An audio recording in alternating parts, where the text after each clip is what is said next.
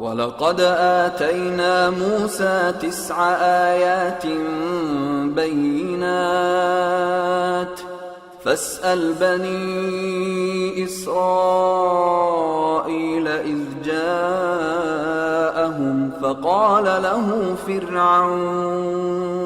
فقال له فرعون إني لأظنك يا موسى مسحورا قال لقد علمت ما أنزل هؤلاء إلا رب السماوات والأرض بصائر وإني لأظنك يا فرعون مثبورا فأراد أن يستفزهم من الأرض فأغرقناه ومن معه جميعا وقلنا من بعده لبني إسرائيل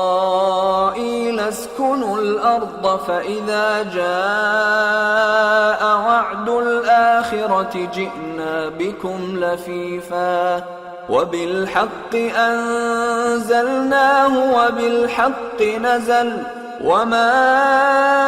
أرسلناك إلا مبشرا ونذيرا وقرآنا فرقناه لتقرأه على الناس على مكث ونزلناه تنزيلا قل آمنوا به أو لا تؤمنوا إن الذين أوتوا العلم من قبله إذا يتلى عليهم يخرون للأذقان سجدا ويقولون سبحان ربنا إن كان وعد ربنا لمفعولا ويخرون للأذقان يبكون ويزيدهم خشوعا قل ادعوا الله أو ادعوا الرحمن أيما تدعوا فله الأسماء الحسنى ولا تجهر بصلاتك ولا تخافت بها وابتغ بين ذلك سبيلا وقل الحمد لله الذي لم يتخذ ولدا ولم يكن له شريك في الملك ولم يكن له ولي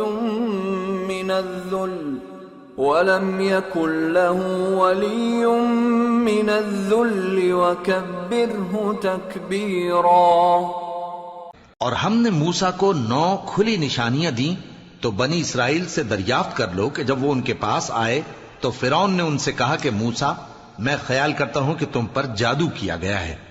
انہوں نے کہا کہ تم یہ جانتے ہو کہ آسمانوں اور زمین کے پروردگار کے سوا اس کو کسی نے نازل نہیں کیا اور وہ بھی تم لوگوں کے سمجھانے کو، اور اے فرعون میں خیال کرتا ہوں کہ تم ہلاک ہو جاؤ گے۔ اس نے چاہا کہ ان کو سرزمین مصر سے نکال دے تو ہم نے اس کو اور جو اس کے ساتھ تھے سب کو ڈبو دیا،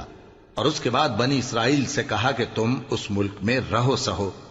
پھر جب آخرت کا وعدہ آ جائے گا تو ہم تم سب کو جمع کر کے لے آئیں گے۔ اور ہم نے اس قرآن کو سچائی کے ساتھ نازل کیا ہے اور وہ سچائی کے ساتھ نازل ہوا، اور اے محمد صلی اللہ علیہ وآلہ وسلم ہم نے تم کو صرف خوشخبری دینے والا اور ڈر سنانے والا بنا کر بھیجا ہے، اور ہم نے قرآن کو تھوڑا تھوڑا کر کے نازل کیا ہے تاکہ تم لوگوں کو ٹھہر ٹھہر کر پڑھ کر سناؤ، اور ہم نے اس کو آہستہ آہستہ اتارا ہے۔ کہہ دو کہ تم اس پر ایمان لاؤ یا نہ لاؤ، یہ فی نفسہ ہی حق ہے۔ جن لوگوں کو اس سے پہلے علم کتاب دیا گیا ہے جب وہ ان کو پڑھ کر سنایا جاتا ہے تو وہ ٹھوڑیوں کے بل سجدے میں گر پڑتے ہیں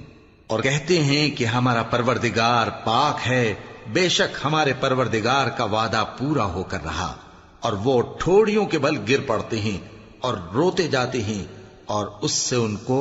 اور زیادہ عاجزی پیدا ہوتی ہے۔ کہہ دو کہ تم معبود برحق کو اللہ کے نام سے پکارو یا رحمان کے نام سے،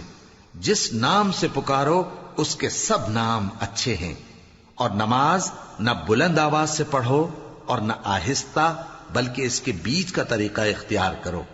اور کہو کہ سب تعریف اللہ ہی کو ہے، جس نے نہ تو کسی کو بیٹا بنایا ہے اور نہ اس کی بادشاہی میں کوئی شریک ہے، اور نہ اس وجہ سے کہ وہ عاجز و ناتواں ہے کوئی اس کا مددگار ہے، اور اس کو بڑا جان کر اس کی بڑائی کرتے رہو۔